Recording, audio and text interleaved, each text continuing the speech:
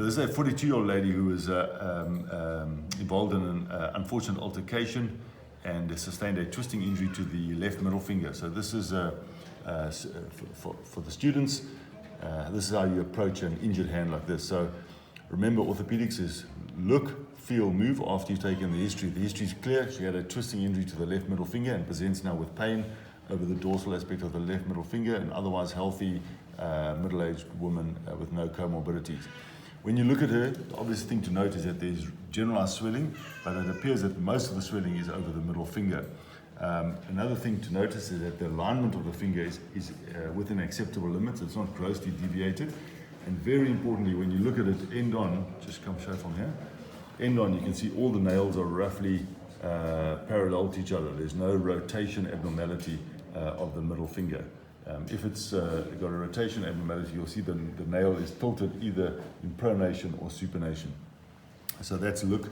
When it comes to feel, I don't want to see the students doing generic feeling examinations like temperature and all that sort of stuff. That's irrelevant. What you want to do, here's a patient with suspected fracture or dislocation, something's happened to this finger, and what you want to do is you want to palpate the bony landmarks and ask the patient, where is it sore, looking at her face. So is it sore over there?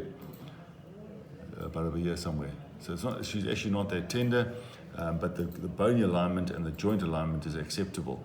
That's really all you're looking for, feeling for. You can also, if you really want to, you can feel for sensation, make sure there's no damage to the neurovascular structures, and look at the circulation of the finger, which is adequate. When it comes to moving, you always start with active motion. So you can ask your patient to actively extend, and you can see she's got what we call an extensor lag of the PIP joint. It can only get to about 15 degrees short of full extension, but you can get the MP joint into full extension. Then you're going to ask her to gently turn over. Once again, you can notice the bruising, extensive bruising on the volar aspect of the hand, the swelling over the proximal pulp of the middle finger, and you're now going to ask her to actively move, make a fist.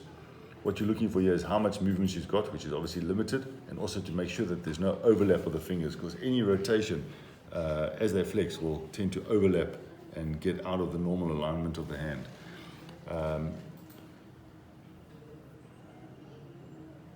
So the x-ray shows that she's got a long oblique fracture through the proximal phalanx. The fracture line goes like that, and it's displaced with shortening and shift, but no tilt abnormality and no rotation abnormality. She will need to be internally fixed because she needs stability so she can get moving. The lady's x-ray, you can see the fracture of the proximal phalanx of the left middle finger. This is what we would describe as a long oblique, maybe even a spiral fracture. So that is the position and the bone that's involved. The next thing you have to talk about are the displacements. The displacements are short, shift, tilt, twist. You can give it fancy names, but that's how you must remember it. So here there is some shortening, very little, about 1 or 2 millimeters. There's shift, about 25% shift in the radial direction.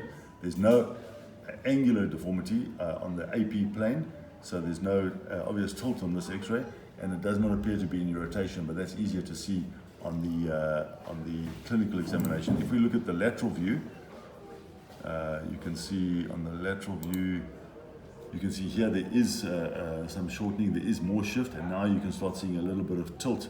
So this is now tilted in a dorsal direction, apex volar angulation or dorsal tilt of the proximal phalanx. So you can see that this needs to be fixed internally, as this displacement is not acceptable.